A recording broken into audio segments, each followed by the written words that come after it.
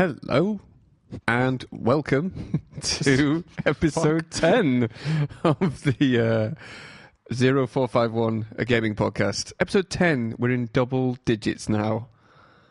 I felt a bit like a children's TV presenter announcing that. I know, and Hello. You seem to also forget the name of the podcast for just a second. I do. I think it's just because I sort of like slightly panic. What is it? I don't know why we're here. Episode 10 of 0451 A Gaming Podcast. I'll say it again. In case you missed it. The second one of 2019. Yay. With me, Simon, and of course, Giles. Of course. Hello, Simon. Hello, Giles. How are you? It's almost a double. How are you? I'm fine. Doing very well. What have I been doing? Playing games. It's handy, isn't it? Convenient. Yeah. Last weekend was a lot of games. That's going to happen. If we make enough episodes, eventually it's going to be like, what have you been playing? Nothing? Nothing. You know what? It actually almost was like that. It's like we had that break over Christmas. Weirdly, yeah. If we'd have recorded earlier, it would have been... got nothing. Just talk about Hitman some more. Yeah, basically. The default. Basically, I've been streaming it every Sunday. You should check it out. Twitch.tv/invertlook. Oh, yeah, I noticed. Yeah. Yes, you're going loud streams. Right? Going loud. It's finished now. I'm doing my current stream, Twitch stream now. The new series of Hitman 2 is The Road to All Challenges. Fucking hell, you're going to be there for years. Yep. Isn't the new Elusive Target out? Yeah, and I've done it Silent Assassin. Have I missed it? Maybe. Fuck, I missed the last one as well. At least I got Sean Bean. Yeah. Silent Assassin. I got it Silent... Yes, because I didn't get the last two Silent Assassin. Well, the first one you know. Yeah, well. Legend will go down. Absolute mess. Second one, I would have got Silent Assassin and forgot to destroy the fucking recordings. The camera recordings. Oh, okay, yeah. Yeah, it was a bit of a Unlucky. bitch. But yeah, got the suit, the Terminus suit from that. From Silent Assassin Elusive Target. Suit. Yeah, it's like a ripped up version of his normal 47 suit. I think it must be from like a scene in Absolution or something. Yeah. Yeah, which I didn't play enough of, so whatever. We've already started into Hitman territory. To Hitman, yeah, we need to stop. Yeah. So, what have you been playing, Giles? What have I been playing? Am I going first? I suppose so. So last time we spoke, I was eagerly anticipating Resident Evil 2's remake release. Did you? We hadn't played it then. I played the one-shot demo, but I hadn't played the full release. And I've been playing a lot of that. So I've almost got the Platinum Trophy. I'm at 85% of trophies, maybe. This morning before I came here, I got my hardcore, which is the hardest difficulty. I beat it on the hardest difficulty with Claire, so now I've beat it on the hardest difficulty with both of them. Mm-hmm. I've got an S rank with both of them. Shit. I've got my speedrun time down to 1 hour 44 minutes. S rank. This just sounds like the Metal Gear Solid conversation all over. Yeah. Well, Capcom always have ranks. Do they have it? The rank is S. So yeah, above A is S and S plus for special. For super. I don't know what it's sultry. So, yeah, I got a sultry rank on Resident Evil. Surly. So I beat it in 1 hour 44 minutes. It's my quickest time so far. Is that part of one of the trophies? Or no, I was just trying to get an S rank. The S rank is timed is only attached to your time, really. So you have to beat it in less than 3.5 hours to get an S rank. Oh, okay. So I was just doing it as quick as possible. Okay. So I did it in 1 hour and 44. This is the quickest I've done it in. I think I could get it down to around 1 hour and a half.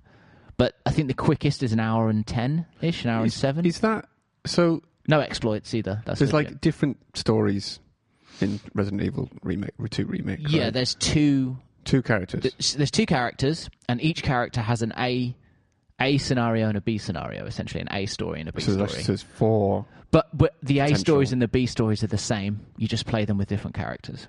There are slight differences, but the differences are the same in both. It's kind of weird. So, it's to do with the characters they interact with. So you'd have to do all 4 to get all the trophies? Oh, well, I've done all 4 already, but yeah. You do. And you get there's another mode that gets unlocked called Fourth Survivor mode, which is like a little mini game that was in the original, which is fucking hard. Where you've got to basically you start at one side of the map and you've got to get to the other side of the map with tons of enemies in the way, and you've got limited ammo and limited health items. You just got to get out.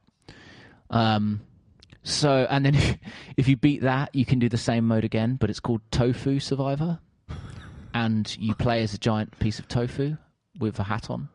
What? And a knife. Yeah, it's like a giant cuboid of tofu. You play as a giant piece of tofu? Yeah, it was in the original as well. They brought it back. Why? Yeah, I know.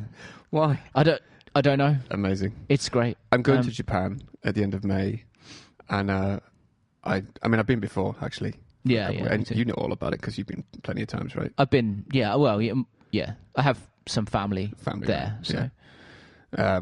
And I hope to be just as amazed by the weird stuff. Tofu Survivor. Tofu Survivor. Yeah. It's a very Japanese mode. I don't know. It's so weird. Yeah, I'm sure you'll enjoy Japan again, as always. I need to go back at some point soon. So yeah. Anyway, Tofu Survivor. So it's great. It's a really good remake. It's a really good game. It's a really good survival horror game. It's tough. It's tough as nails for as Resident Evil goes. It feels difficult. Mm-hmm. You're always normally in everything since Resident Evil 4 and the Resident Evil 1 remake on the GameCube, there were ways and means to power yourself up by going through on hard and getting speedrun times and beating the game in under a certain time. You usually unlocked unlimited ammo for ridiculously powerful weapons. So you've built up to a power trip. Eventually you could play the harder modes with, unlimited rocket launcher ammo, and it was fun. This doesn't have that at all, which I actually think is a criticism. So It would be nice if there was some sort of mode where you could unleash, because the only unlimited ammo in the game you can unlock is unlimited pistol ammo, and the pistol is quite weak. It can take up to 8 headshots to kill a zombie. Right. Just one. And they're everywhere. Right, yeah. And you can get unlimited machine gun ammo by getting an S rank on hardcore difficulty, which is the hardest difficulty, but that's very difficult to do, and the machine gun isn't that good. It's not like the Magnum or the rocket or like grenade launcher or whatever. So I kind of wish there was some mode, even if it was like a mercenaries or a raid mode, like in Revelations, those games, where you could kind of just cut loose and unleash on all the zombies. I think that would have been nice, because as it stands now, it's just quite punishing. Which is fine because it's a survival horror game, but I just wish there was some mode in there. Maybe they'll release it as DLC or something. It's super good. It looks beautiful. They've made some interesting changes from the original, some of which I think are better and some of which I don't, which is weird because the original's a PS1 game.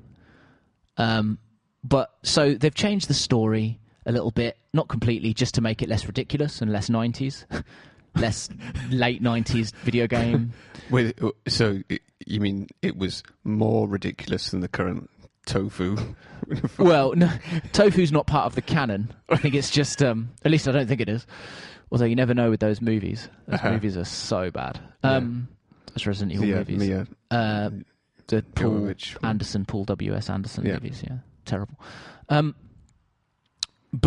So they've changed the story a little bit, little things like when you meet Ada, now she's already pretending to be a FBI agent, whereas in the original, when you meet her, she says she's just looking for a boyfriend. Right. Which is kind of ridiculous considering where she is and what she's doing. It doesn't make any sense. So little things like that they've changed. So all that stuff's positive. I'm glad they changed that. They've put Mr. X, the zombie that you can't kill and follows you around and just tries to kill you. He just follows you. You can't kill him. So if he finds you, you have to run, and then eventually you have to lose him. This is one zombie that just follows you around the whole game. Fucking huge. He's like he's like 8 foot, and he's unkillable. And he turns up about a third, halfway through the campaign. He turns up earlier in the B scenario. for Leon or Claire, whereas in the original, he only was in the B scenario. He wasn't in the A scenario at all in the PS1 version, but now he's in both. And yeah, basically he chases you around and you have to just kite him and then get away from him and hope you lose him. And then after losing him, eventually he'll find you again. It adds this layer of terror. Yeah. And it's good. It works. It's not... There are a few occasions where you're trying to do something and you're like, oh, you just got to try and lose him. He can become an annoyance. But he's generally quite terrifying. Mr. X, fuck off.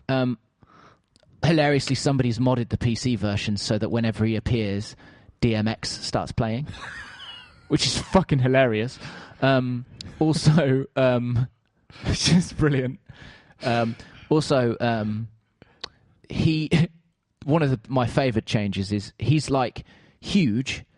He's like a huge, really wide zombie, but he doesn't look like... He's got kind of a greyish face. He looks like a monster, but humanoid. And he's wearing like a big, long trench coat. Right. And that's the same in the original as well. Okay. Trench coat, boots, you know. But in this one, they've given him a fedora, which I like. Wow. Which I absolutely love. And if you shoot his fedora off, you get a trophy, which is amazing. But they've added him in to the whole campaign, which again is fine. My main criticism with its design, other than the not having any kind of mercenaries mode or anything like that afterwards, which is very minor, is there's certain things in the original which I thought were quite cool that they've kind of got rid of. So now, let me see if I can describe this. So in the A scenario, say you're playing the A scenario with Leon. Uh-huh. He gets to, let's take, for example, right, the weapons locker, which is an optional place you can go to get a new weapon. Uh-huh. In Leon's scenario, you go there, you get a shotgun. Right. In Claire's scenario A, so you're playing the same scenario but with a different character. Yeah. She goes there. Instead of a shotgun, there's a grenade launcher. Right. So that's how they've done it in this one. Different weapons for each character. Right. So it does add like variety because you have to approach enemies differently because you're using different weapons. In the original, though, the way they did it was all the weapons were the same, but if you took a weapon in Leon's A scenario, it wouldn't be there for Claire in her B scenario or vice versa. Okay. Yeah. Which I actually like better. Yeah. Obviously, it's a different design choice, but I thought that was kind of interesting. Is it supposed to be part of like is A and B supposed to be part of almost like a timeline then?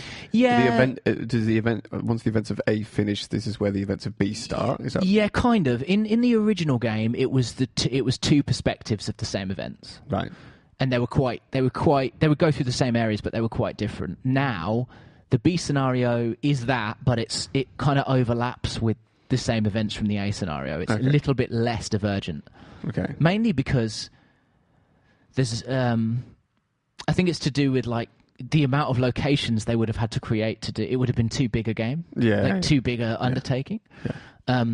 So it's a nice reimagining remake, and it kind of fits into a little bit more of a grounded style. It kind of bridges the gap between the first one remake on the GameCube that they released recently on a couple of years ago on PC and PS4 and Xbox One, and the Resident Evil 7 tone. It's kind of a nice bridge between those two.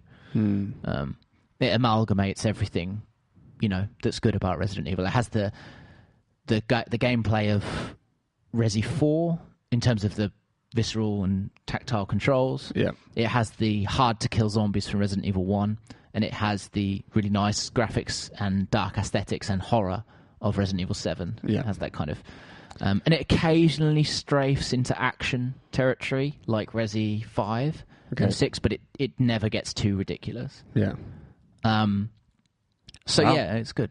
It does sound good. It looked amazing. It's good. Yeah, I think, like I said on the previous podcast, that I've played Resident Evil 2 a bit, not that much. I haven't played many Resident Evil games though, but I saw this being played and I was like, wow, it actually looks really good. I almost thinking about buying it. Yeah, I mean, the thing about it is I still prefer the original version of 2, but that's nostalgia as well. Mm-hmm. Yeah. And my favourite Resident Evil is still the Resident Evil 1 remake that came out on the GameCube, although I think the new version, the one that's on PC, PS4 and Xbox One, I think is a better version because it's upscaled. It's got you don't have to use tank controls. right? Yeah. Which are kind of aged. It looks nicer. It's got trophies. So that I think I still prefer that, but it's a solid remake. I just wish I wish there was a way to alleviate how punishing it can be. I wish there was a way to kind of. But it's good. There's DLC coming for it already. They've already confirmed. Oh wow! And it's free. The first batch of DLC. Is the DLC actually content that was in Resident Evil 2? No, it's like side stories, like what if side stories about 3 or 4 different survivors from around the sea. So that's like it's almost like completely separate content. Yeah. So that's coming. And I think it's free. So that will come soon. So that's cool. I'm just going to polish off the platinum for it. I'm trying to get the platinum for it before Far Cry New Dawn, which I'm super excited about. When is that out? 15th of February. So in a couple of weeks, a week or two. Yeah. Yep. And I've been reading up on it, and it's great. So first of all, it's a direct sequel to Far Cry 5, which is very different. Yeah, I mean they've had overlaps, but they've never had a straight sequel. Yeah. It has overlapping characters. Interestingly, they've introduced 2 new villains, but what's his name? Joseph Seed, is that his name? Joseph Seed, yeah. Joseph Seed is still in it, yeah. Which will be interesting as well. They've also increased the RPG mechanics. So now all enemies have health bars, and they also have they also spray numbers when you hit them for damage. Oh wow! Which is weird. That is weird. But I'm kind of. But when you say RPG mechanics, so it's almost like. Because did they not have health? They didn't have health bars, did they? No, they didn't. Okay. No, and also, but apparently it's given them a bit more of a bullet sponginess, because obviously, I suppose like when you, yeah. I think it's kind of leaning more in the Fallout direction. Yeah. Quests and damage numbers, and although I don't think there's damage numbers in Fallout, but you know what I mean, like But I'm excited about it. It's interesting actually, because I can imagine the perception of an enemy's health or time to kill and that kind of stuff could, even though that enemy's health might be exactly the same in Far Cry 5 as it is in this one, simply putting a health bar above an enemy can make a player perceive it to be actually more of a bullet sponge than they actually are. Yeah, I mean, it is also worth noting that they can be turned off. The health bars? And the numbers. So you can play it as kind of a bit more like an original. That is interesting, actually, because I'm trying to... So yeah, and I think they've added like new leveling stuff and crafting stuff, all that shit. So, I mean... and it's apparent from the looks of things as well, it's not just a reskin of Hope County. It is in Hope County, but there's like... they've done a lot to change the map up. And there's no multiplayer, but there's these new excursions that you can go on in single player where they take you off map to a new location and you do a mission there. Okay. So some of it, not all of it, happens in Hope County. Okay. I saw one preview where they went to like a derelict oil tanker that was off the coast of Northwest America. Right. Had presumably been since the end of Far Cry 5. Huh. I mean, I'm excited. Spoilers for Far Cry 5 if you haven't beaten it. But I'm excited because I'm one of the people who liked the ending to Far Cry 5. I found it very interesting, actually. A lot of people didn't like it. But I don't know. I think I know why. But I thought that the other ending was fucking awful. The alternative ending that's not the one you're supposed to get. Yeah. Obviously, it's not the canonical ending, but yeah. But so I'm desperately trying to finish Resi. I'm trying to get platinum on Resi before that comes out. So yeah. I'm also still playing Octopath Traveler. I imagine, how far are you through it? Or how far do you reckon you're through it? I've beaten the game with 5 of the 8 characters. Okay, so you need another 3. And then I have to do this post-game after that. The problem is that every character needs to be about level 50 to 60 to beat their story. And then the post-game, you need to be an even higher level. And you have to use all 8 characters in the post-game. So all of them have to be leveled up and have good gear. And the problem is that they don't level together. and you can only have 4 in your team at once. So, say you've got 4 in your team, and the other 4 are just resting at the tavern. You level up 25 levels with those 4. The other 4 will not have leveled up at all. So there's a lot of grinding. Can imagine. I think I'm at about 75 hours, 80 hours now into it. So I think it's going to be a 120-hour game. Is beating the game with one character considered to be the normal way of finishing the game? I don't know. I don't think... Yeah. Well, it's interesting because it could be, and when you pick your initial character, and when you beat the game with that initial character, you do get credits. Right, yeah. It does roll credits. Yeah. But the thing is, that character has a very, very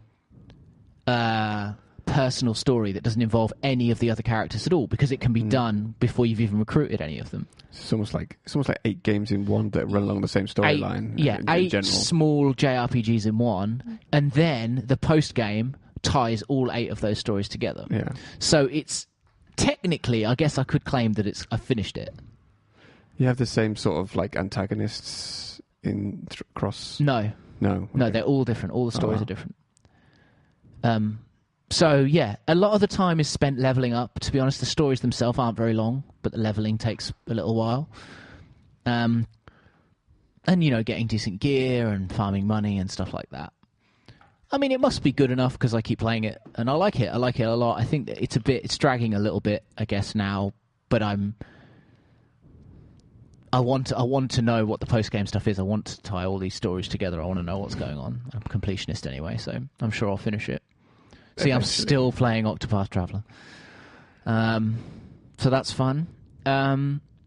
Also, the other 2 things I guess I've been playing, I'm sure I've been playing other stuff, but the other 2 main things I've been playing, one was the Anthem.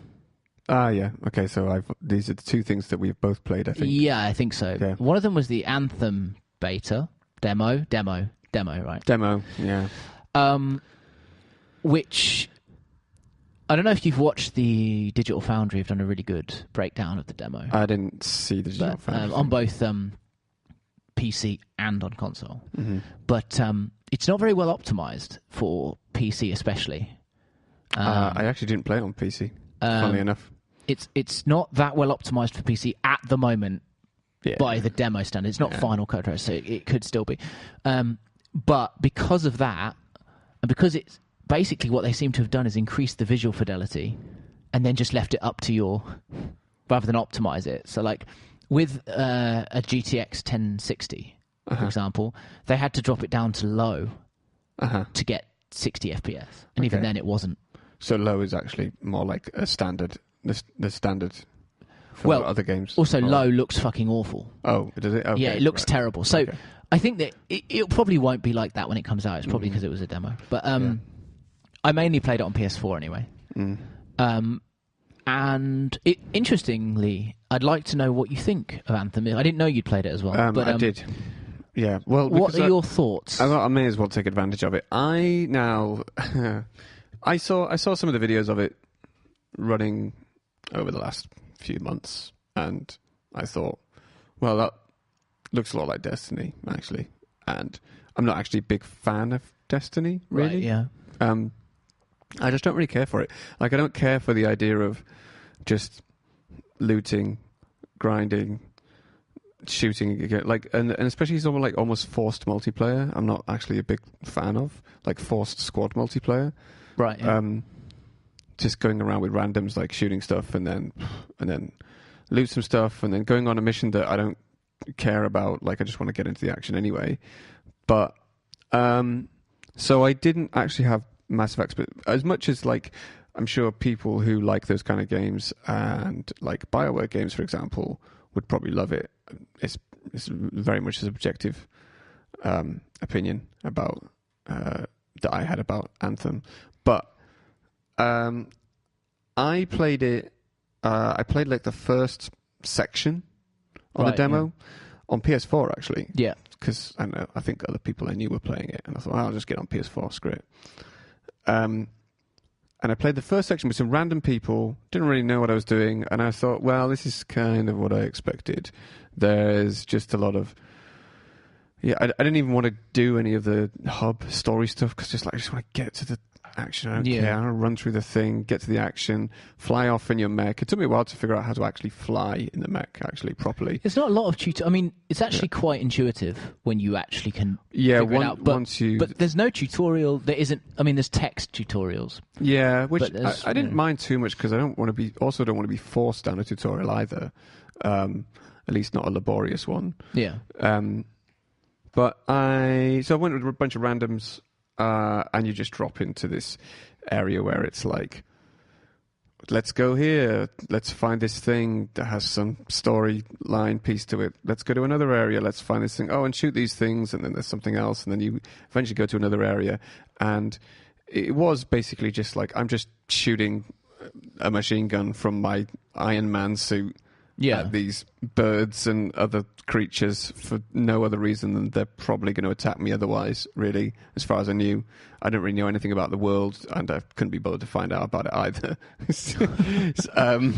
And we were all in the same... We were all the same. We were all in the same javelin suits, right? Yeah, you don't get a choice in the ultimate ability was kind of cool.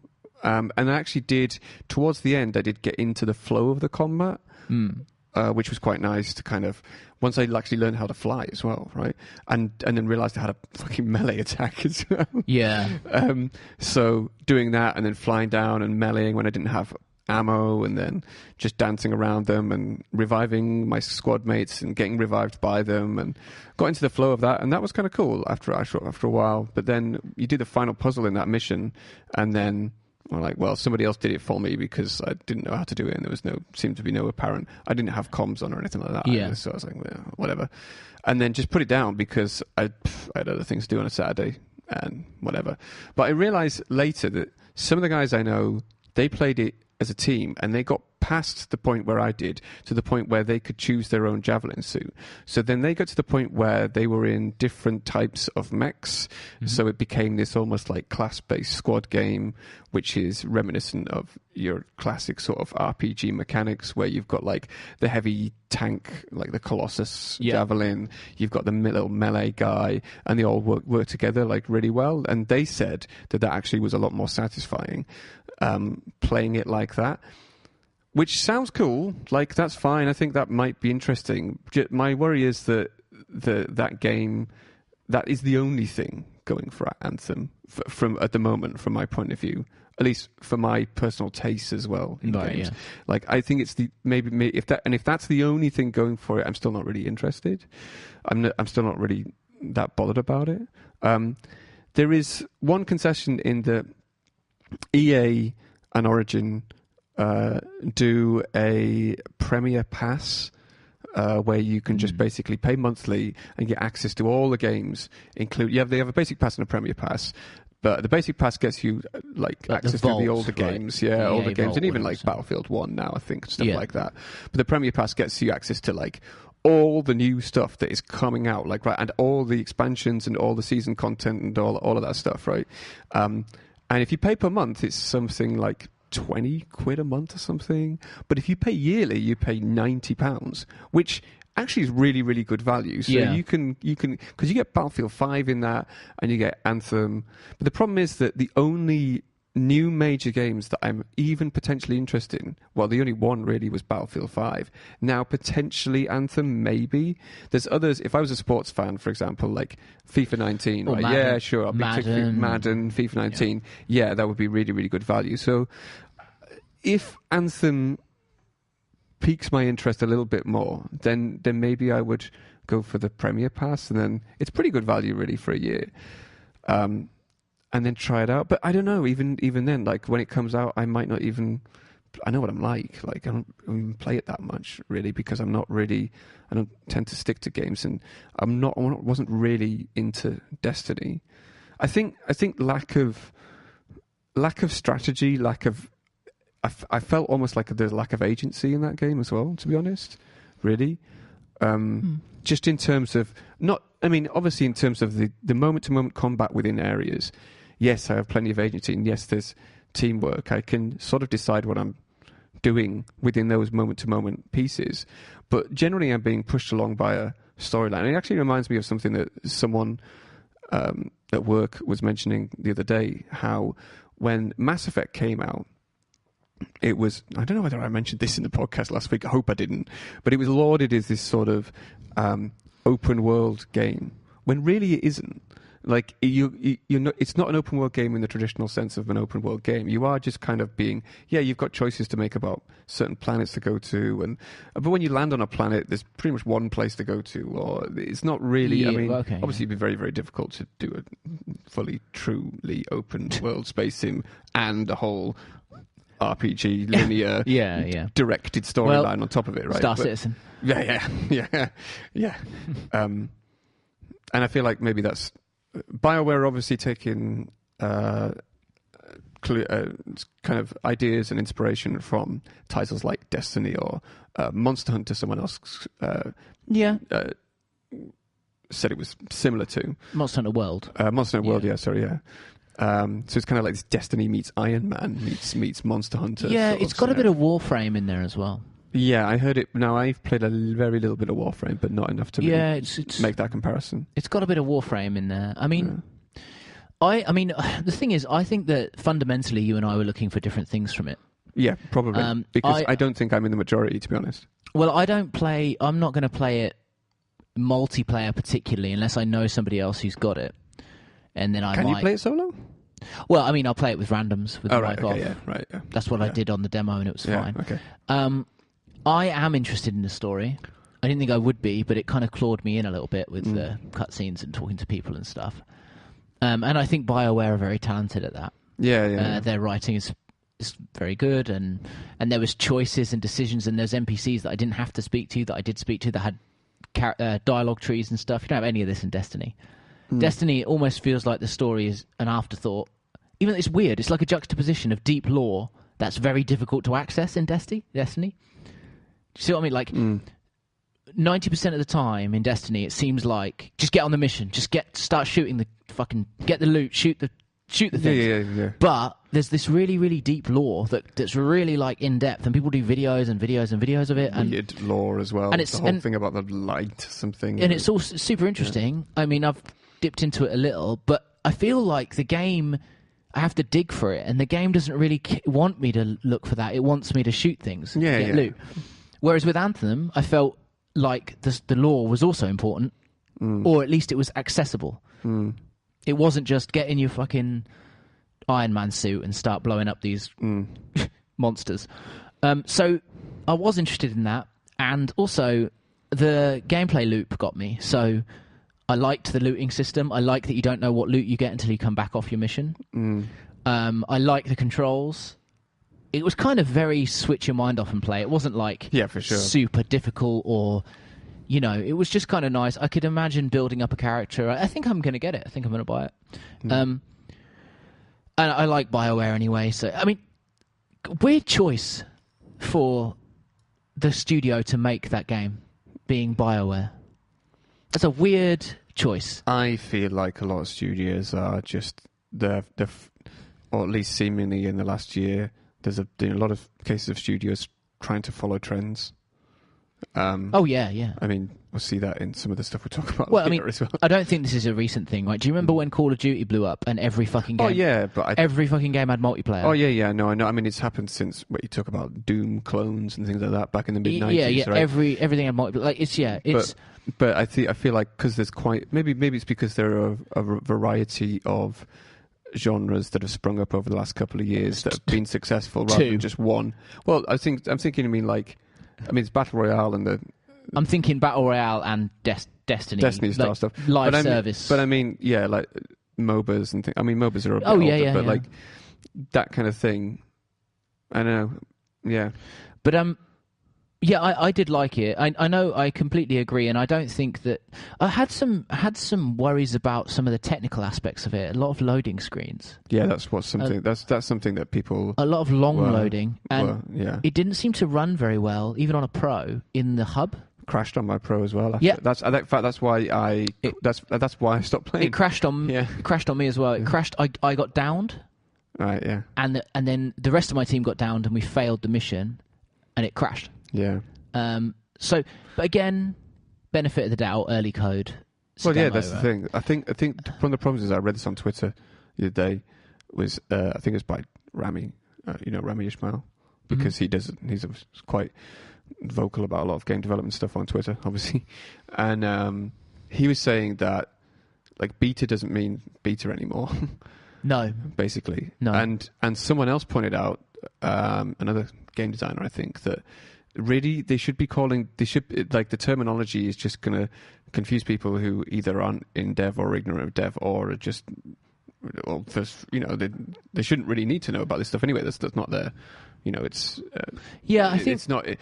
I think that he said they should be called stress tests, like, or they should more enforce that kind of terminology. Even alpha. But the thing is, I think even if you call something alpha, I don't think people know what that even. Well, first of all, people don't know what that means, and even if you get told what it means, I think it's the association with familiar words that you know.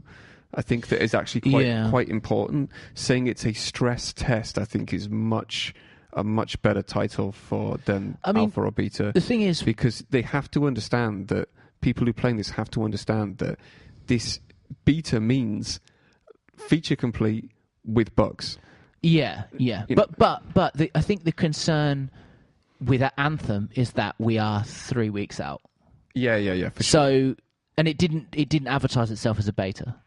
I think, it advertised itself as a demo. Exactly. So I think the concern there is how much of this stuff are we going to see in the final game? How much is it going to be patched after? Is it going to be like Destiny in that you don't buy it on launch, you buy it a year and a half later, 2 years later when tons of DLC is out and it's all cheap and free and they've done loads of quality of life improvements and all that sort of stuff. So yes, 3 weeks is a short time. It's a bit weird. I do feel the terminology is wrong for that, to call it that way. Not because I think it's like it's a case of purposeful mismarketing or anything like that. I just think the way people perceive that terminology can be misinterpreted. But I think that that we all know that games like this, especially games that use multiplayer, there's pretty much no other way of testing this stuff without putting it in front of the world in general. Yes, you can test for so much. You can even do closed alpha stuff. You can even do your closed test too. You're still not going to be leaving it wide open to the world, and it's only then that you can. Then you know that you've got certain issues somewhere that like you really couldn't even predict. There are certain things that, like, there's too much loading. Taking that as an example, stuff that's non-multiplayer. Yeah, like and that's nothing to do with stress. Yeah, necessarily, and also, I could see that being fixed in the final version. So we don't know how old this build is, this code is. And if they're just testing the servers. But I'm also talking about, when I say waiting, I'm also talking about stuff that maybe design ideas that actually don't work when extrapolated up to, like, for example, in the hub, you have to walk all the way to your Titan to start a mission. I know, there's no... Whereas in Destiny 2... you can launch, I think, from anywhere. Yeah, that's one thing. Because I looked at the map and I was like, there must be a fast travel to my So Javelin, surely. And there's no fast travel when you're in your Javelin, or your Titan, or whatever it's called, that I could find. And also, you can't set a waypoint. Oh, really? Or I couldn't figure... Maybe you can and I couldn't figure it out. But I couldn't figure out how to set a waypoint on the hub map. Yeah, so if you go into free roam, and you're like, I want to check out those ruins. Okay. I want to be able to put like a beacon there, both on my map and also something visual in game so I know what direction to fly in. Yeah. Because I was having to open my map mid-flight, which is dangerous. I just imagining this like ordnance survey paper flapping in front of your face really fast. The thing is that sort of stuff I could see being fixed or patched or changed later on in the game's life cycle. Yeah, for sure. It might just not have been thought of. It might be something that they're working on now. We don't know. But like these are just ideas from what I played, and it might it could just be me not knowing how to set a waypoint. But there's no obvious way. you know? And, like, so I did free roam, and I couldn't... I wanted to go somewhere, and I had to keep checking which direction I was pointing. Also, I'd be interested to know if there are a variety of locations. Because the E3 demo and this demo and all of the trailers have all been in that same... sort of lush, jungle-ish. Jungly kind of... Yeah. Temperate. Yeah. Sort of, yeah. And I'm wondering, is that it? And I mean, if it is, it looks massive, and apparently it is massive, and that's fine. But, like, I just wonder whether it might be a bit... You know, because games you mentioned earlier, Destiny, Monster Hunter... While Destiny, effectively, you're doing the same thing wherever you are, there are different vistas to look at, different conditions, and that's the same in Monster Hunter. But if it's just different varieties of that location, I guess maybe they're holding it back for DLC. I don't know. Yeah, I was trying to think of as another game that had that issue with... Oh, well, actually, I mean, there was... Shadow of Mordor actually had a bit of a... It was a bit of a problem with that, actually, because that had basically two separate environments. Two, like, sort of biomes, as it were. You could level that criticism at The Division. Yeah. Because it's all set in New York, and there are different areas, different boroughs of New York, which have slightly different vibes, but you're in New York the whole time. So, assumedly, you can also level that at... And, I mean, I guess you could even level it at something like Far Cry, and that didn't get old. No, because it was all Montana, right? Yeah. So maybe I'm grasping at straws there. Yeah, I think and it didn't get old in the demo, so maybe it won't be like. But I just mean, like, it was difficult to gauge. I was, I came away wanting to buy it, so I don't know. Yeah, it's interesting. I want to see where it goes. When is it out? 22nd. Oh yeah, because you said 3 weeks. Yeah, 22nd. So we're out the week after Far Cry. But Far Cry's out on the day that everything's out, like Metro, Exodus, and... You know what I'd like to see for it? I would have liked to see, because I don't... Did it have an intro video thing? Anthem? No. Don't think it did. No, I don't think it did. I would have liked to see, actually, weirdly, despite the fact I'm not, a story person when it comes to games, I would have actually liked to see an intro video. Providing that, I think, like, in general... I mean, this is just dependent on the whole lore and story itself, that there's just... I don't know, there's some kind of element of familiarity, because I feel like there's a lot of these games like Destiny, and maybe because I come into Destiny from Destiny 2, that's maybe part of the problem, but that they just kind of like slam this story on you that comes out of nowhere. Well, that's complete, like, where am I? What the hell is this place? To be honest, I don't know. From what I've heard of the story of Anthem, it's pretty out there. Like, I think that the idea is that the gods died or left this world, and as they left, they began to sing the anthem, which is a source of all power, but exists on a different plane to our reality, and it's all about fluctuation of reality. It's something like that. I'm probably butchering it, but it's something along those lines. And even in the demo, they talk about reality being unstable. Right. And how stability of reality is a big plot feature, because... So it's not going to be... it's going to be fucking big scales. I feel like the further you get from familiarity, the more you need back story lore, or back, like, further you need to really tell the player about the background of this world a little bit more. Yeah. Just because, I don't know what the fuck's going on with sometimes, No. with some of these games, but I don't know. But yeah, we'll see. We'll see on the 22nd. I'll probably buy it. So, yeah. Anthem is one we both played, so we've covered both of us there. And the other one that we both played was the surprise release, which is part of our news as well. So I'm hitting all three. I've played what you've played, and the news with one thing, which is Apex Legends. Apex Legends. Which is the Titanfall based... Well, it's in the Titanfall universe. It's made by Respawn Entertainment. Yep. Battle Royale game that stealth dropped, essentially, yesterday. I think, it's in the Titanfall universe, right? Yes. But it doesn't have any Titans in it. No, it has no Titans. It has no double jump. Yeah. It has no wall running, which are all features of Titanfall. Yes. Apparently, they took them out because it it felt wrong. Yeah, which is actually, from my point of view, is fine. I think people who were expecting, because they were like, oh, it's Respawn Entertainment, oh, it's kind of in the Titanfall universe, they were like, some of the people who played it yesterday when it came out were sort of mildly disappointed that it didn't actually have Titans in it. But I don't think that's a problem at all. When I played it, I don't think any of the other stuff that they removed from Titanfall is a problem at all, because I played it and actually I really enjoyed it. No, I mean, not only that, cleverly they didn't call it Titanfall. Yeah. So, and they kind of, you can tell by its tone that they've tried to sort of separate it a little. They're very clear that it's in the Titanfall universe to try and bring on board the Titanfall You can fans. see some of the like destroyed wrecks from the yeah, and it's in the and it ties into the lore as well. But you can tell by their tone and the art style that it's removed itself a little. It's kind of like half Titanfall, half Overwatch. Yep, and a lot of Blackout. Well, in terms of it's the way it plays. So I think it's better than Blackout. Yeah, I think it's better than Blackout. And I certainly enjoy it more. I just deleted Blackout off my after I'd played it. I was like, nah, don't need that anymore. Holy shit! And wow.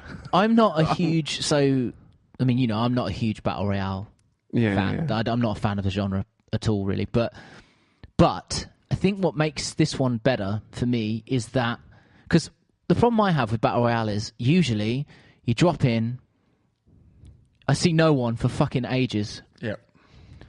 And then I get killed. Yeah. Or I might get 1 or 2 kills and then I get killed. Yeah. And that might be just because I'm shit at it. That might be it. But also, or you drop in, you die immediately. Yeah.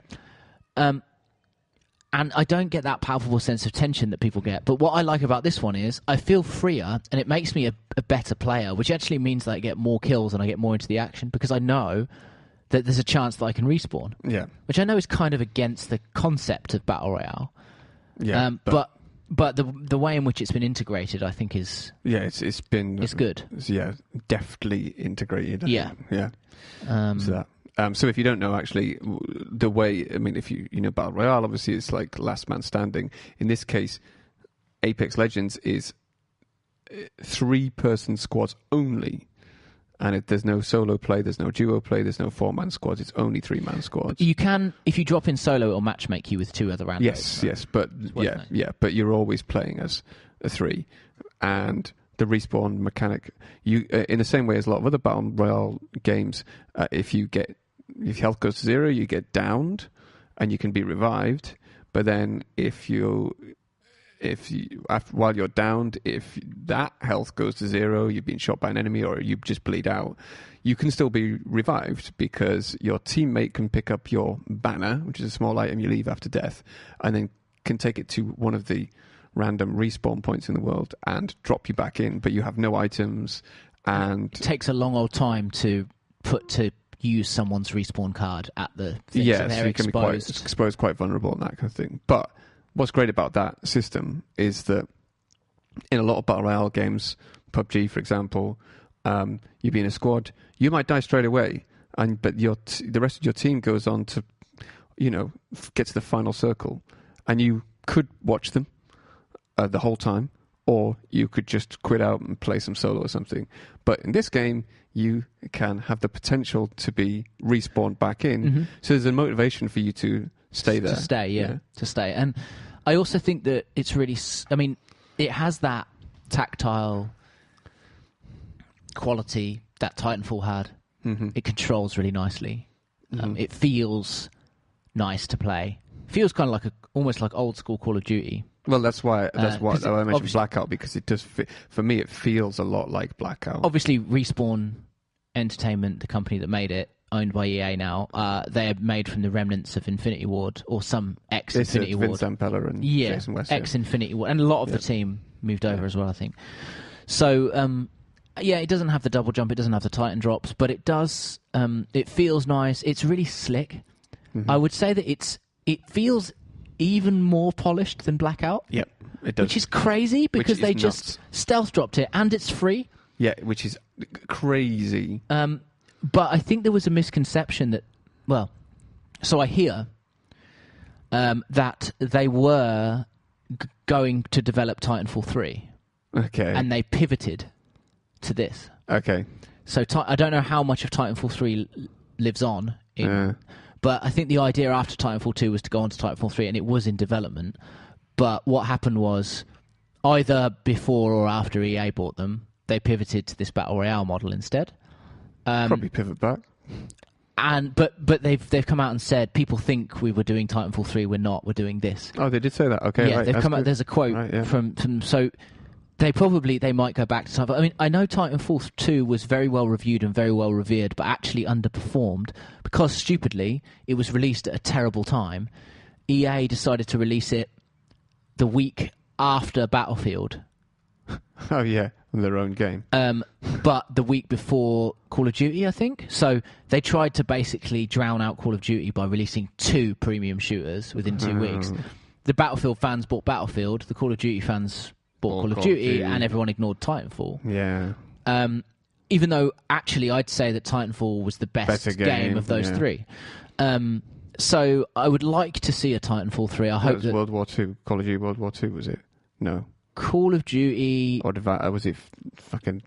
Infinite Warfare? Infinite War, the fucking and Battlefield 1. Yeah, Battlefield 1. Yeah, but the spaceship Call of Duty. Yeah. Yeah. So, because it was like a couple of years ago, wasn't it? Yeah. So I think I would like to see Titanfall 3. I think a lot of people would like to see Titanfall 3.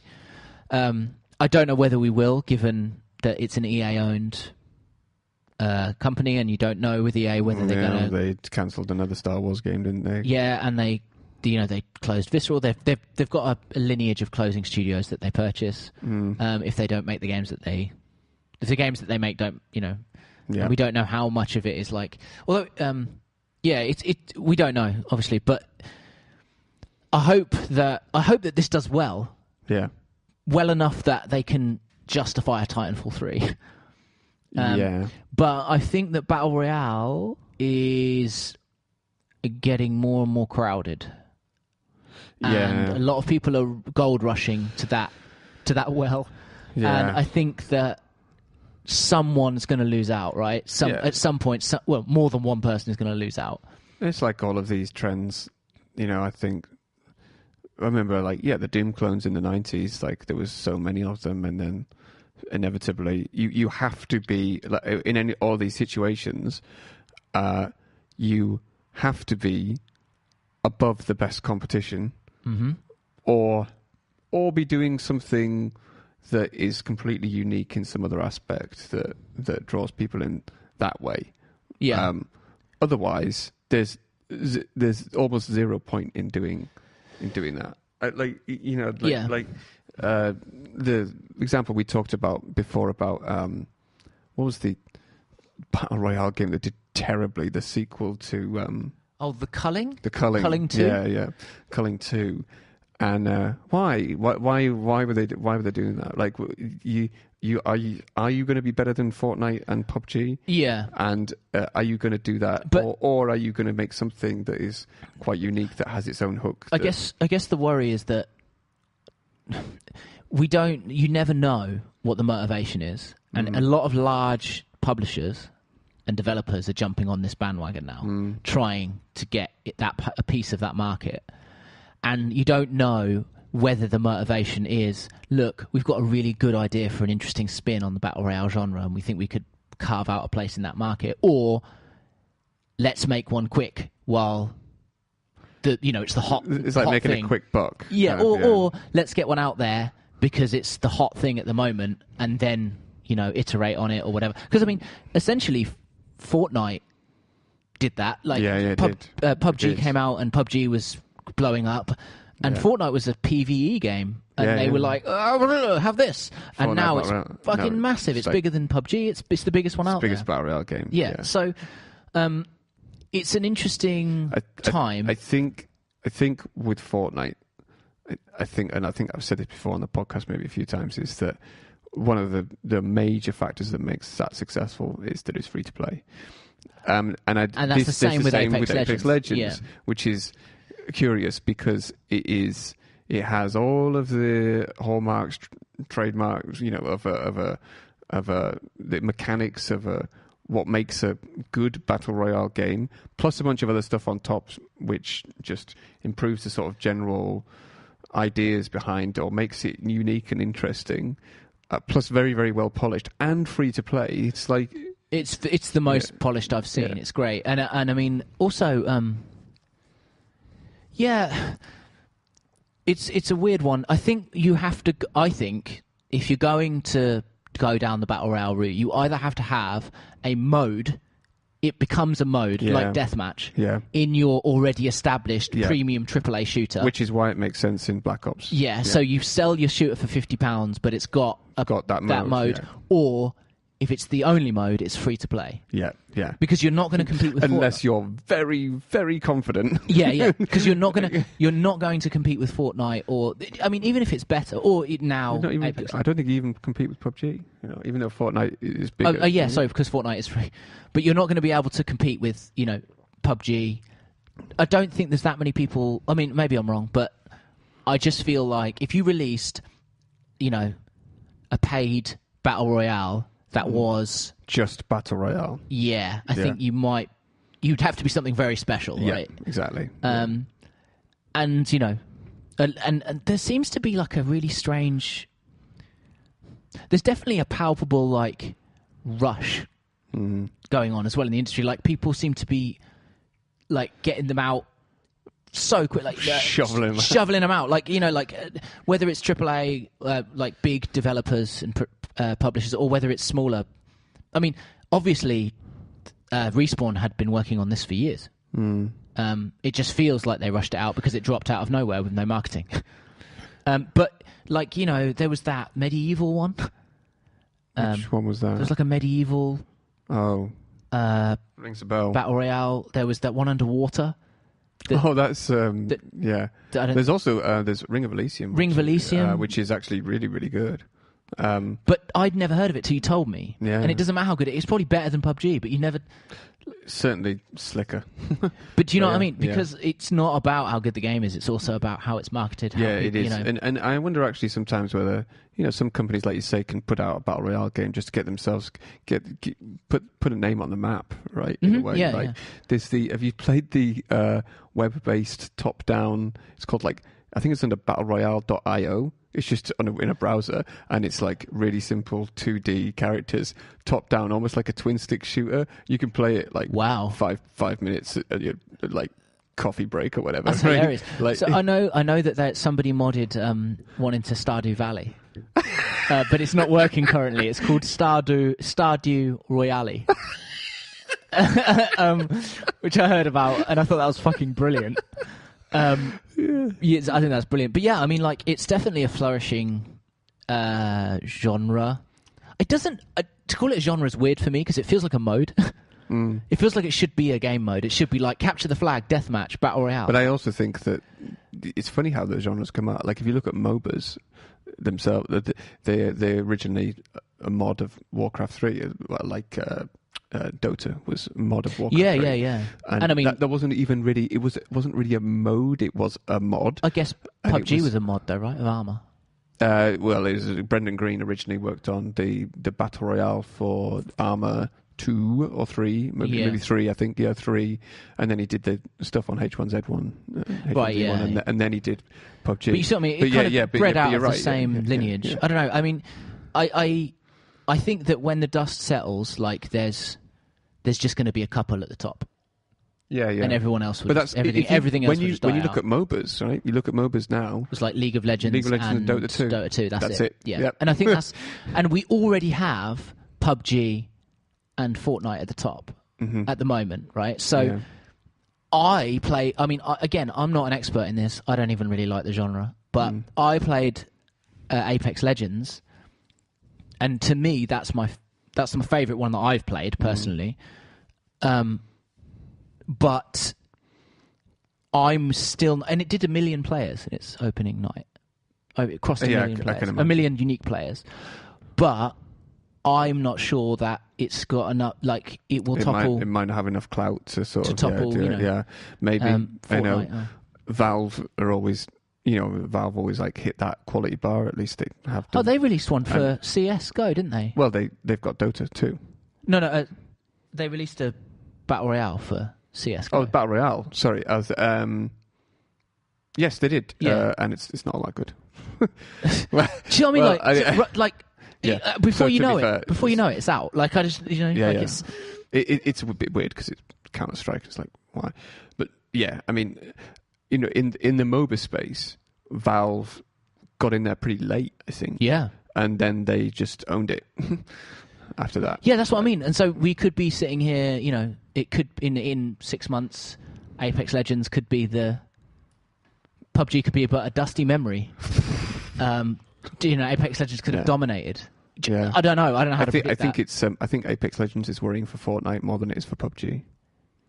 Yeah, because it's the same business model as Fortnite. Yeah, same business model on all formats, free to play. I think platforms play a big. I can't work out whether Fortnite should be worried or whether about Apex Legends or Blackout, or whether Apex Legends should be worried about Fortnite. Do you see what I'm saying? Like I can't work out which one's. I suppose. I don't know. I mean, like I say, I don't think I'm going to put tons of time into it. It's not a genre that I particularly love, but it's just interesting because there's definitely like a swell of it right now. Yeah, a swell of them just coming out. Like on Steam every day, I see a new one that I've never heard of.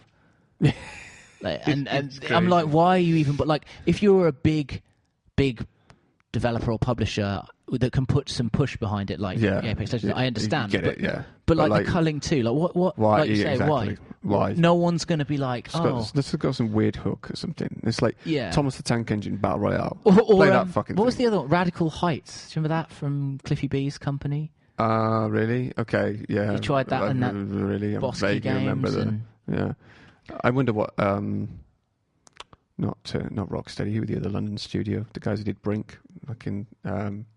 What? Splash Damage. Splash Damage. That's it. I wonder if they're Well, they've got Dirty Bomb, which is an online shooter at the moment. I don't know. Yeah, but I wonder if they're doing a battle royale. Who knows? Maybe their kind of thing, right? They're classically multiplayer, first-person shooter focused. Yep. They're always doing that kind of stuff, but who knows? Yeah, I think we'll see more anyway in the future. But I just, it's always interesting to speculate. But it's interesting to see where we think Apex Legends is going to fall in this, because I don't know if it's going to beat Fortnite or PUBG, or Black Ops. Black Ops. But Black for me, Ops still goes reasonably strong. But then, like you say, there's the thing about Battle Royale, you can put it as a mode for another game. So did they put it as it's a mode? Way doing it. Was it a mode in Battlefield 5? I heard that there was. Oh yeah, but it's not out yet. See, I don't think it's out yet, and it was called to Firestorm. Oh right, but the game Battlefield 5's been out for months. Oh yeah, Battlefield's out been a while, but I don't think Firestorm's out. I might, because the thing is, I didn't get. Like I said before, if I get the premium pass, which I probably won't, but if I do, then I'll check it out. Firestorm. I don't even know. Delayed, maybe? No, that's from ages ago. But I didn't know. I mean, it says that it's getting an open beta here, but yeah, no idea. Anyway, enough of this battle royale nonsense. Yes.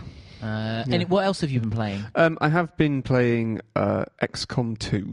Nice. Yes, XCOM 2. Did you beat the first one? I was looking at for games to play. Actually, it was like I need something different to play for the podcast. I completed the first one. Nice. So I'm playing that. That's really cool. Have you got the DLC? War of the Chosen? Yeah. No. Because that really changes the game. Is this the same way in terms that when it's a DLC, in terms that it's actually adding mechanics to the original game rather than being new levels? Yeah, so it's got new content, story content and stuff as well, and there's new enemies. Okay. But the biggest change is they add a fatigue meter to your group. Okay. So it forces you to rotate your squad. Okay, yeah. So, and that does really change things up. So you can't just use the same squad over and over again. Yeah, this is one of the things I actually did notice about, even without the DLC, is that I actually found myself naturally using at least one new rookie, every mission I go on now. Yeah. Because I know I had heard that it's actually harder than XCOM 1. Yeah, and War of the Chosen makes it even harder. Yeah, a little bit ridiculous. Well, there's a mod apparently to make it even harder. Because it's the first XCOM I used almost the same team for the entire. Yeah. That's the trap that a lot of people fall into. It's nice that the DLC forces you out. Yeah, of that. and actually I prefer it that way because otherwise it's kind of like I'm almost like not using the mechanics that were put in there in the first place. So that's kind of cool. There's loads of stuff in there that is like quite nice. The stealth mechanic, right, is something that is, as far as I know, is pretty new, like being concealed. Yeah, and you can set up and almost ambush your enemy. Yeah, which is really cool. Yeah, you can't do that kind of stuff. I did find myself doing a lot of that. Like accidental fucking grenade throws at my feet and stuff like that. Because you're like, I've just like click grenade and then just try and move it over an enemy somewhere, and then just be like scanning around the map while I've still got the grenade active, and then just accidentally click the left mouse button and you go like, okay, put in the pin. Well, try playing it on fucking console. Oh god, with a controller. Oh god, no. I mean, it works pretty well, but you can imagine the fidelity's just nowhere near as good as on PC. Yeah, no. I've been enjoying that quite a lot actually, and I want to get through it. I've only really just started. It's long. Yeah. I don't think I've beaten it. I don't think I've beaten it yet, actually. It's quite long. It's longer than the first one. Yeah. They have weapon attachments now as well. Yes. Which is interesting. Kind of cool. Yeah. Some of the classes have changed. You can train a rookie into their first class in your base, which is great. Yes. Because otherwise I'm like, I don't know who this rookie's going to turn into after I use him, so why the fuck am I taking him anyway? Yeah. Like, because I don't need another sharpshooter or whatever random class is going to be. That all that kind of stuff is like super cool. It's quality of life stuff, really. Quality of life stuff, yeah. And interesting now because Phoenix Point is coming out this year, I think. Phoenix Point, which is a new XCOM-like game from the original XCOM creator, Julian Gollop. Oh, right, yeah, because he didn't make... No, he Enemy didn't do Unknown the new or... Jake Solomon. And there was a great tweet I read about Phoenix Point. Someone had tweeted at Jake Solomon, who was the creative director of the original XCOM, like, have you seen this new Phoenix Point game? Someone's ripping off your work on XCOM. And he's like, I haven't heard of this Julian Gollop guy, but he sounds like a scoundrel. Loads of people are like, you fucking idiot. Yeah. Ill-informed outrage. Hilarious. So I'm actually looking forward to... I saw Phoenix Point being demoed by Julian Gollop at EGX Res last year. And looked really cool. So... This year? It's dropping this year? I saw him demoing it last year. I'm saying it's dropping this year. Yeah, I'm pretty sure it's dropping this year. So, yeah. Nice. So, that should be interesting as well. But, yeah, getting my teeth into that, basically.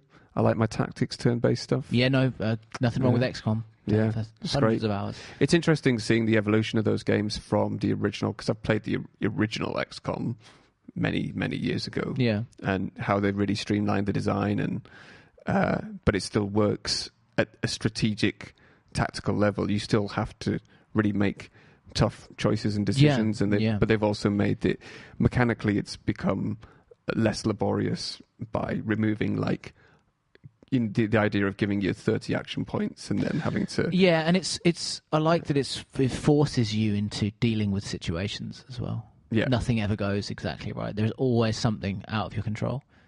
In the old games, it used to take you sort of... Like, one mission could take you like a couple of hours because you'd be like, have 8 guys to move, and you're like, move over there, face that way, then maybe then crouch, then take that shot, then and all of these things you have to do for one guy, and then the next guy, and then end your turn, and then it's like, I don't know how people completed the original XCOM back in those days, but whatever. Anyway, yeah, that's basically it, really. I guess I forgot to mention I've also been playing some Kingdom Hearts 3, but not too much, so I'll save that for next time. It's actually just an interesting juxtaposition playing Kingdom Hearts 3 at the same time as Resident Evil Remake. It's like I saw one tweet, somebody tweeted about it, and they were like, I'm playing them at the same time, and Kingdom Hearts is like, would you like another tutorial? Is everything all right? Don't worry about it. You can get all the trope. Don't worry about it. How are you? Disney. Yeah. And then Resident Evil's like, everything in the game won't die except you. You die really easily. Like, that's literally the only rules. Like, nothing dies except you. You got to keep some balance. Yeah. Really. Yes. So, should we move on to the news? I think we should, yes. We've covered some of it. We have covered some of it, yeah. So obviously, Titanfall Battle Royale gets launched, so we don't need to discuss that. Uh-huh. But that game is free, so check it out if you want, if you can be bothered. Oh man, right. Let's return to the apocalyptic wasteland that is the post-launch news for Fallout 76. Okay. Its woes continue as its recent patch reintroduced tons of bugs that were already fixed in a previous patch and forced the game to go offline for a few days. Shit. I shouldn't laugh. But yeah. I missed this news completely. Including one bug which made bobby pins ridiculously heavy, like over encumber you instantly. Bobby pins. Yeah. So it's the gift that keeps on giving, isn't it? This fucking news with Fallout 70. It's like, what are they just on fire over there? Like, what's happening? So it's fixed now, I think, but it went offline for a week or something, or a few days, because their new patch, I don't know what happened. I assume they deployed an old build somehow. Old patch. Well, you know what it's like. You fix one bug and 5 more pop up. But these were old bugs that were already patched. Sure. So that were reintroduced. So essentially the code got rolled back somehow. Maybe. Who knows? I don't know what's gone on, but it might not necessarily be that. It could be something else. Yeah. I'm completely speculating. I mean, to be honest, all they've said is they're aware of the issue and they're looking into it.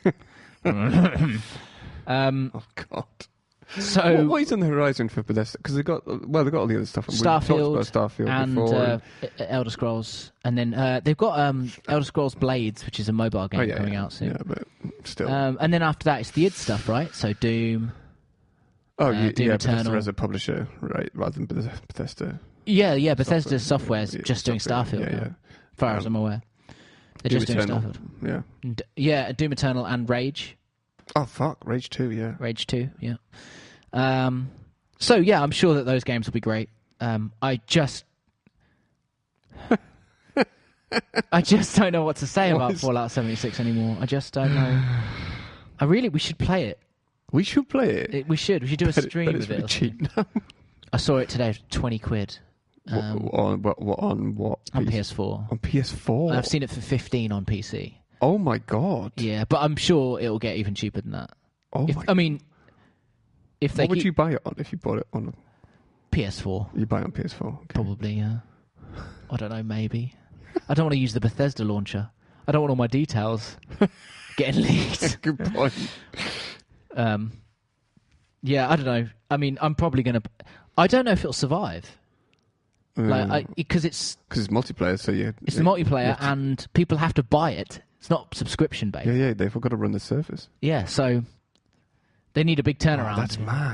That's mad because man. I mean, I don't know. That's speculation. That's I don't know what the numbers are like, but I know it's getting a lot of criticism, and there's been a lot of high-profile issues with it since it launched. Holy shit! Yeah. Speaking of high-profile issues, the Metro Exodus situation. Oh yeah, I did hear about this. So, for those who don't know, Metro Exodus is now a timed exclusive on PC on the Unreal storefront. Yeah, rather than on Steam. Rather than being on Steam. Which it was on and had been pre-ordered on Steam. And had been pre-ordered on. My assumption is that it will come to Steam eventually because it said they used the terminology timed exclusive. So it will definitely come to Steam eventually, I guess. Oh, right? really? Yeah, okay. Well, they're using the terminology timed exclusive rather. But it doesn't matter. If you pre-ordered it on Steam or you wanted to get it on Steam, you can't at launch. You have to get it on the Epic Store. On the Epic Store. Now, this rabbit hole goes deeper, though. It doesn't end there because as a retort to such news, which angered lots of fans, Metro 2033 and Metro Last Light Redux got review bombed on Steam. Oh, really? Yep. But like what? Okay, but they've got they honoured the pre-orders though. But people are just pissed they can't get it on Steam. Okay. They don't want to have to install. I don't know. But they review bombed those two, and then a dev released a retort statement. That was a dev of who? Of Metro Exodus. Right. Yeah. That was translated from the Russian, Ooh. and it was pretty blunt, saying things like, if people boycott, because there's talk of a boycott of 2030 of Metro Exodus on PC now. People have been saying, trying to rabble-rise a boycott, and he said if this boycott happens, then the next Metro, if we make one, just won't be on PC, and that pissed them off even more. So obviously now it's this kind of war of words. Yeah, tug of war between. Why? Yeah, it's just spiraling out of control a little bit. Why? Why? I mean, why? Just a PR nightmare. I mean, to be honest with you, first of all, Epic must have offered some pretty good deal. Well, I think for them to do that. They get a better cut. Not only that, they get something called guaranteed. What's it called? Like guaranteed. Oh, fuck. I can't remember what it's called. It's like sales or something. Yeah, it's... Store. Yeah, I don't know what it's called. Yeah. There's a term, anyway, and it basically means you're guaranteed money back even if the game doesn't sell that well. Oh, right. Yeah. There's a terminology for it. A couple of YouTubers have been talking about it. But... yeah, so I mean, obviously it's in Unreal. Isn't it game funding? To do with game funding? Yeah, I think so. I can't remember exactly. I don't want to get into the weeds on it because I'm not completely informed. But obviously Epic require or are out to lock down exclusives because they're trying to launch this store. Yeah, they're in the middle of getting off the ground. I just think it was a bad idea to do this with a game that had been already available for pre-order. It's a bit of a weird one, like, to take it, because I'm assuming this conversation must have happened, because how do you even... there must have been some contract in place between Valve and the guys who do Metro that said... Conversely... maybe there wasn't, maybe because they just assumed that they were going to release it. I don't know. Again, I don't know. We're not, I guess, not privy to that, but there's loads of info behind the scenes, but also... Conversely, seems like a little bit of an overreaction to review bomb. Yeah, of course it is. I mean, like, what? It seems like an overreaction. Review bomb it as well. It's just a weird. Like, previous two games. I mean, like that you actually liked. Because I can't be bothered doing a fucking install of the Epic Games launcher and having it on my system. That's why they. I guess that's the reason. Like. Steam for life. God Almighty! Like fuck everyone. Is that the Steam for So if a game comes out on Microsoft Store, Bethesda Store, like I could see it being like it annoys people sometimes on Microsoft Store, for example, because Microsoft Store has a reputation for being not having the user fidelity. Generally, like Games Windows Live as well it didn't have a great reputation. Yeah. So I kind of understand, but as far as I'm aware, the Epic Store is not suffering from those issues and is a free download client. So I don't really understand. They're getting that. I mean, I could understand it if they removed all the pre-order. People lost their money, but they didn't. They didn't. No, so it's a big deal. But I mean, I think that you might just want it in your Steam library with your other Metro games or whatever. I get it, but so I get why you'd be like, oh fuck, I've pre-ordered that. Like. Now I've got to fucking get the Epic Games. But that's basically where my annoyance would stop if it was me. I'd be now I've got to... But that'd be it. I wouldn't be like... You would be like, I'm going to write... Straight to boycott. So yeah, it's weird to me, but... God, I mean... How old are you all? Really? Different strokes, man. I just don't get it, but... Must have lived a very pampered life in order to be that annoyed. Or just be looking for something to be annoyed at, yeah. Outrage. Yeah. So, yeah. That's an interesting story. We shall see what happens. I don't think it'll be boycotted completely. Are you interested in Metro? Do you play Metro? I've actually got a few of them. It's one of those games I've got a few. There's only 2. Is it? So there's Metro 2033 and it's a remake. Maybe that's what Metro 2033, Metro Last Light, and then they did the Redux of each of those. Okay, so which is the remake. That's probably what I'm thinking of then. And I played a little bit of the first one, but I actually really want to go back and play them more because I never really. They look. I mean, they look really good. They were reviewed pretty well. They have that very sort of classic. Like I found a lot of the Russian and Eastern European companies. They love to do high fidelity graphics. Yeah, like high fidelity graphics in first person shooters, and they love pushing the bar for that stuff, really doing and so some of those games look fucking amazing. The Redux looked notably better of both of them than the. So I would play the remakes. Like the first one when it came out looked amazing. But it looks even better now. Yeah, it's crazy. I mean, so weirdly, my relationship with Metro is a strange one because I bought 2033 on launch on Xbox 360. Couldn't get into it. Maybe it wasn't the right time or whatever. Got rid of it. Bought the Redux on PS4. Of both the original and Last Light. Haven't got around to playing them, but I've read the Metro novels, which the games are based on. Yeah, which I have my own criticisms of as well, even though they're interesting books, but they're books, they're not games. So I have a weird I know a lot about it, and I've played it a bit, but I haven't actually played it extensively, but I still know a fair amount about the universe and about the author. It's a bit of a strange one. I mean, Exodus looks beautiful. Graphically, it looks fucking insane. Exodus, if it comes out and it looks like... I saw the trailer. And, it comes out and it looks like the trailers. It's fucking mental. Yeah, but it's crazy. We shall see. But yeah, I mean, download that Epic launcher if you want it on PC. Yeah, and I will play Metro. Yes, play those as well. Yeah. I should play them too. We should play them. What else? Oh, this is kind of interesting. Xbox Live apparently is going cross-platform. Have you heard about this? No. So I think they removed the post. Oh, but it was. You mean PC and Xbox? No, I mean Switch and your phone as well. Yeah. So I think they've removed the document where this leaked now. So, but basically, I think that it's going to be like you can sign into your Xbox Live account and unlock achievements, even if you're playing on Switch or on mobile. Sony are like, no. So Sony does not included, but it's coming to Switch, Xbox Live, apparently. Which is kind of what I wish Sony would do with their system, even though they won't, but I wish they would, because I'd love to be able to unlock trophies for playing games on Switch.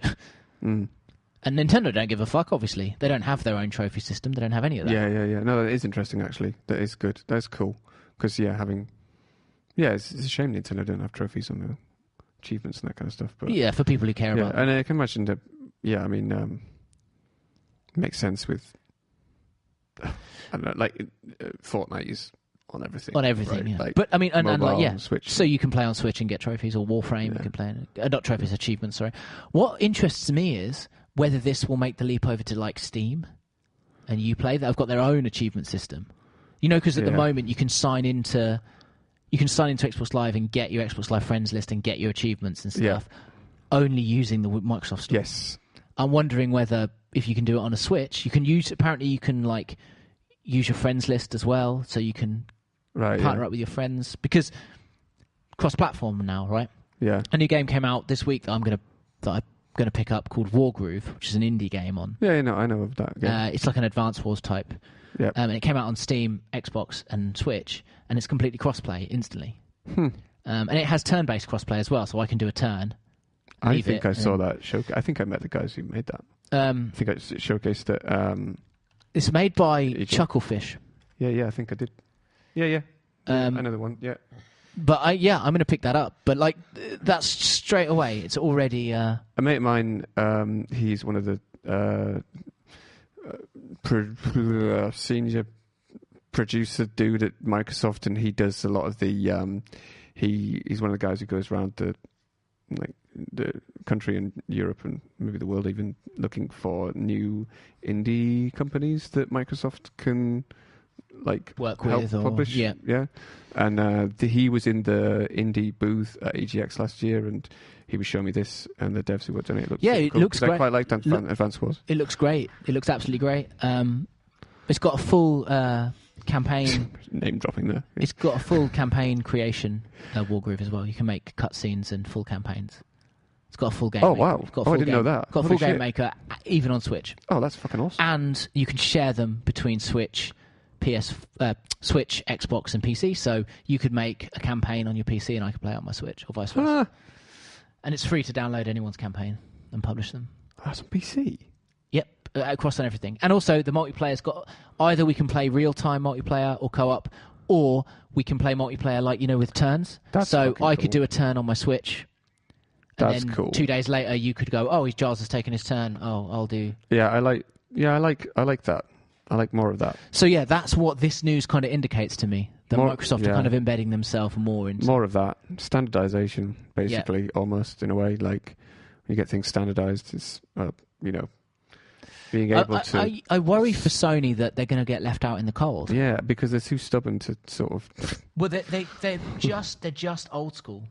Yeah. They're still rocking it like it's the 360 and, PS3. Despite their sort of successes with the PS4. They're just trying to keep... And the exclusives and everything, but still... They're trying to keep it in-house. And it probably makes it even worse that they've had like a lot of very good exclusives like last year. And also, I don't think it helps matters that they pick and choose games that they cross-platform with.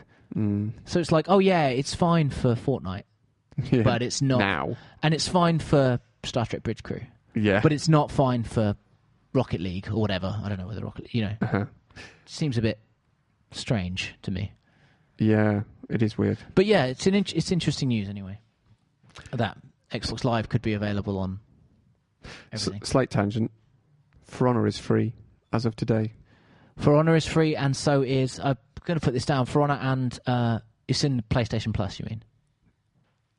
Oh, is it PlayStation Plus? I thought it was free to play today. No, it's PlayStation Plus. Oh, okay. Well, unless it's gone free to play on PC or whatever, but it's definitely in the PlayStation Plus games. Okay, that's what I'm getting mixed up with. Right. Yeah, it's in PlayStation Plus along with, because obviously they did the free version, the starter edition for E3 or whatever it was. Yeah. But yeah, no, it's on PlayStation Plus, and there's another game on PlayStation Plus as well that I've forgotten. There's, I was going to say Axiom Verge, but that's the free one on Epic that's coming. What? Epic Store releasing free games every... Oh, really? Every few weeks. Next one's Axiom Verge. That's cool. Yeah.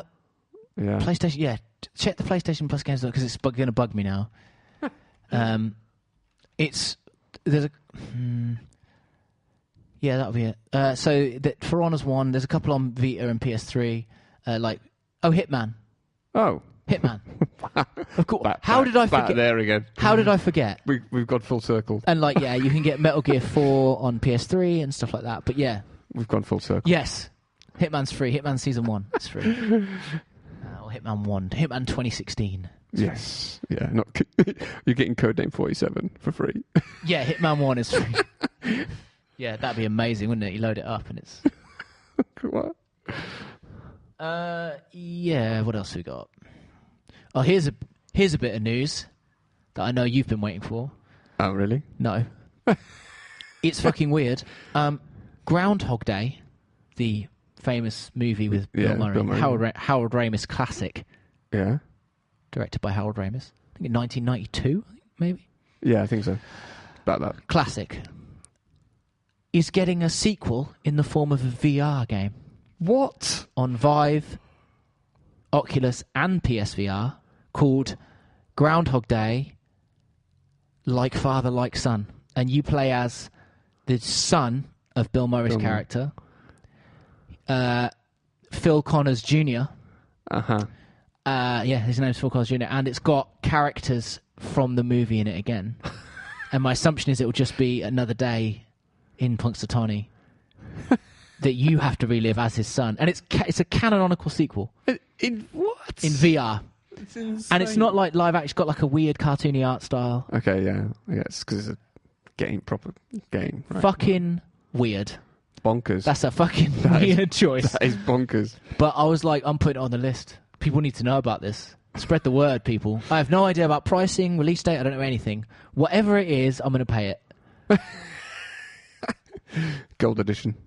All the DLC. Comes with a season pass. Comes with a Bill Murray mask. It should come with the copy of the movie on Blu-ray. And the script. Yeah, I love that news. I think that's the best piece of news. That's amazing. When did you find that out? Today? No, I found out a week or so ago. I worried that I dreamt it and was like, is this really news? But I double-checked. That's bad. It does exist. Fucking weird. What else have we got? A couple of short, small ones here. Speaking of PlayStation Plus, PS Plus cloud storage is going from 10 gig to 100 gig at no extra cost, which is cool if you've got PlayStation Plus. I do have PlayStation Plus. So there you go. Yeah, You've got 100 gig of cloud storage now. 10 times more. That's amazing. Okay. For nothing. So thanks very much. Oh, yeah. There's a new Dr. Mario game coming on mobile. Mobile? Well, they've flirted with mobile a little bit, haven't they? There was Mario Run, which was mobile. Yeah, I've got Mario Run, actually. It's Animal pretty good. Crossing was mobile. They did a Fire Emblem game, obviously Pokemon Go. But like in the Mario universe, like, I didn't realise there was another... Yeah, so it's coming on mobile, but it's been delayed, I think, but it is coming. So I think that's a good fit. Not sure how well it will do. Ubisoft have had to apologise for their Division 2 marketing. Oh, no. Have you heard about this? No. They sent out an email that said, survive a real government shutdown, or something like that. No. And then immediately sent out an email apologising. Immediately. Like, pretty much straight away. I mean, it doesn't seem that there's going to be much ramifications from it because they've apologised and they've admitted their wrongdoing, but it's kind of amusing. I don't really know when that was a good idea. It's like Battlefield had a similar one with Battlefield 1.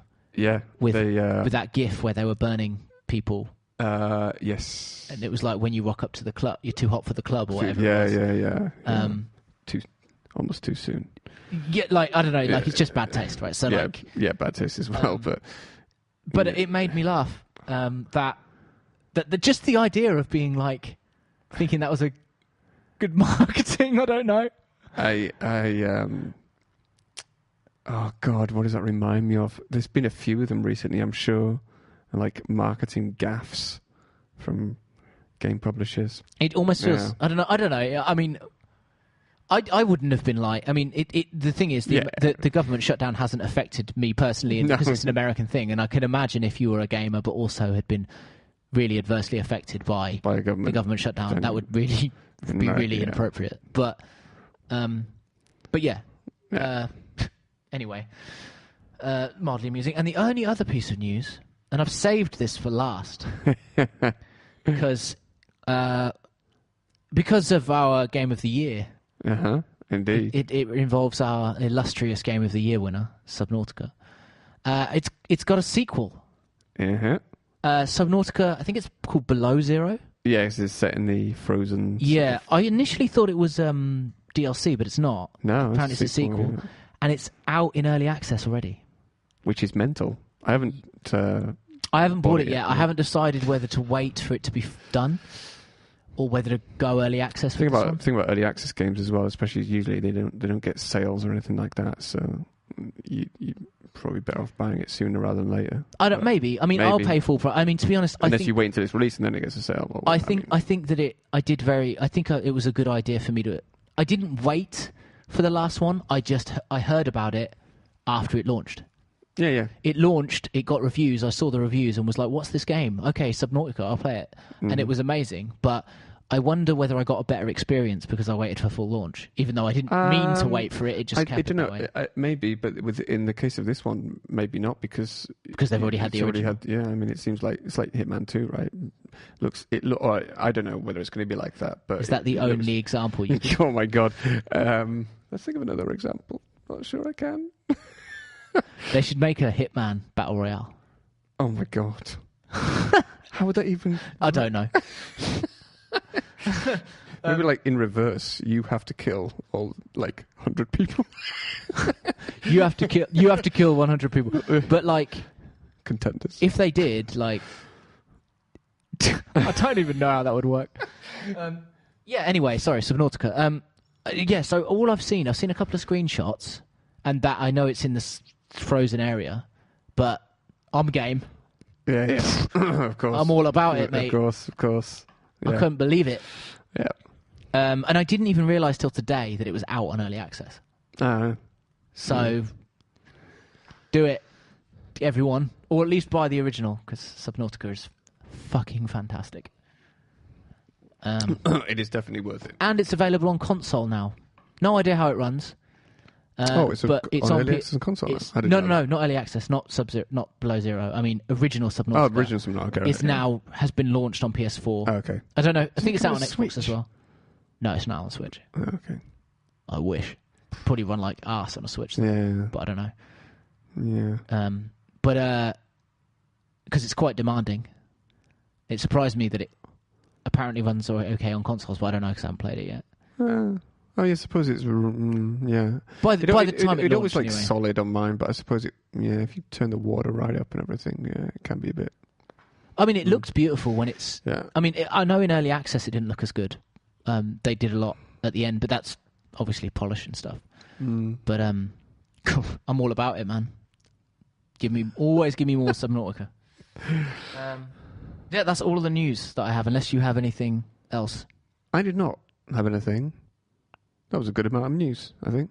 Yeah. Some funny, some tragic.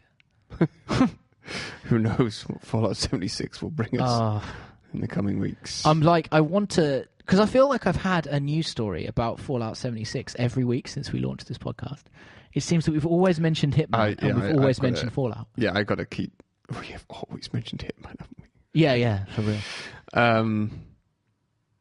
Yeah, I've got to remember what the hell I've been talking about. Now we're in double digits now of the podcast, so I'm gonna keep a tight lid on it. Yeah, of course. Yeah. Well, yeah. Yeah. There you go.